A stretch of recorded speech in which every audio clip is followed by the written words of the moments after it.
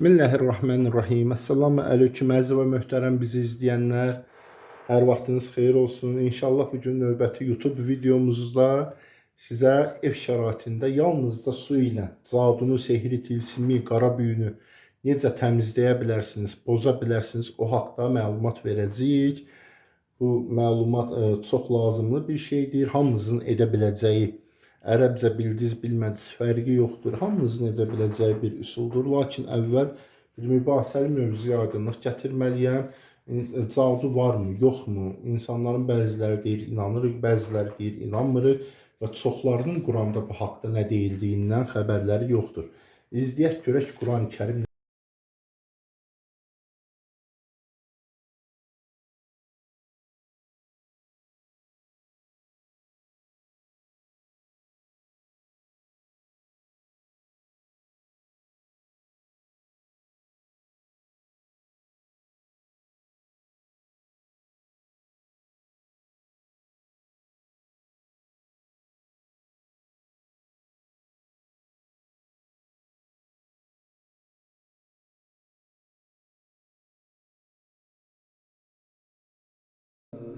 Bəli, gördüyünüz kimi Qurani-Kərimdə də deyir ki, Harut və Marut adlı Allah Taala'nın sınağını həyata keçirməkdən ötürü bu işi insanlara öyrətdilər, sınaq məqsədi ilə.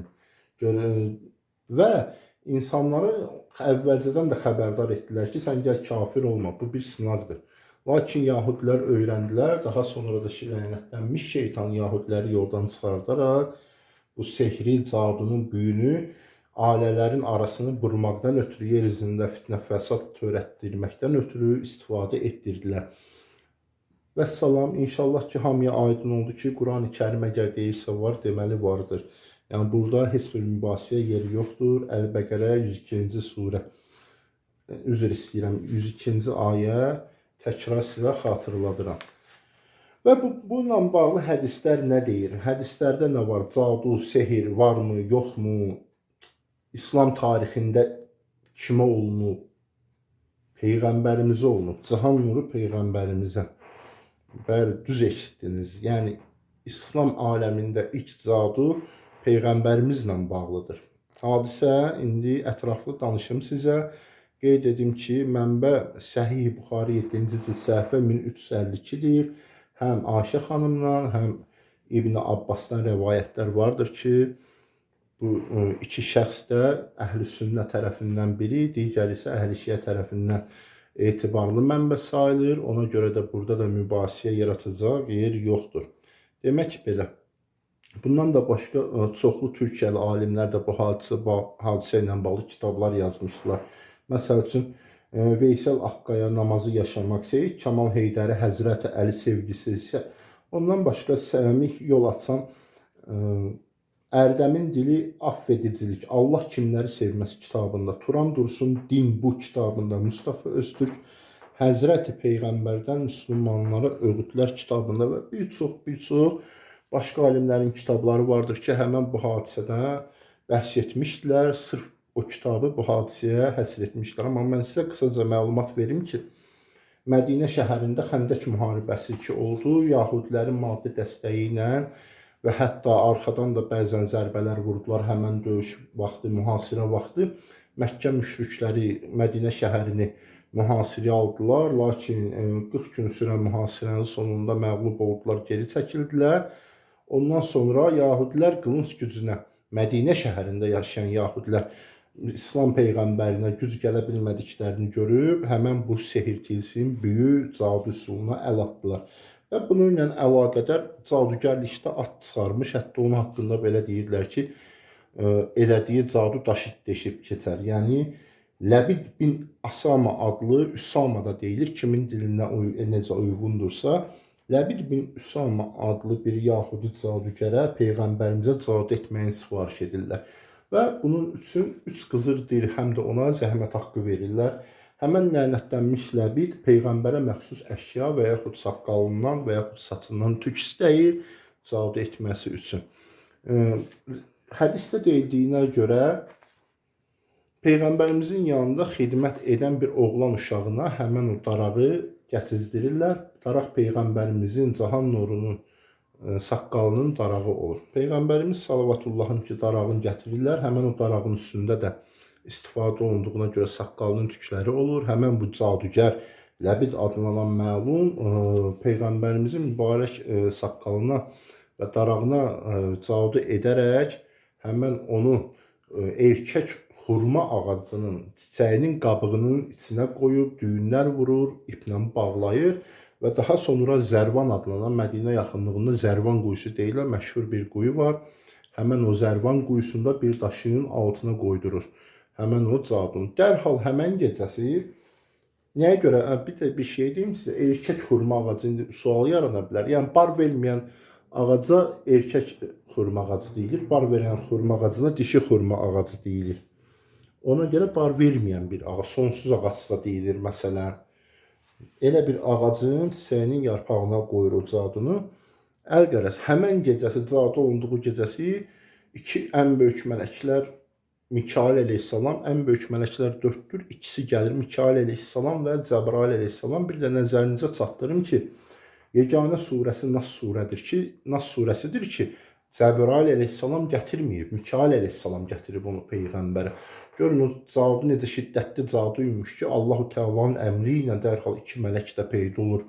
Peyğəmbərimizə həmən gecə nasıl bir iki surəni, gözəl surəni gətirirlər ki, bəs sənə cadu olunub, dərhal yerində deyirlər, dərhal bunu oradan götüzdür və bu surələri həmən o caduya oxuya düyünün aç.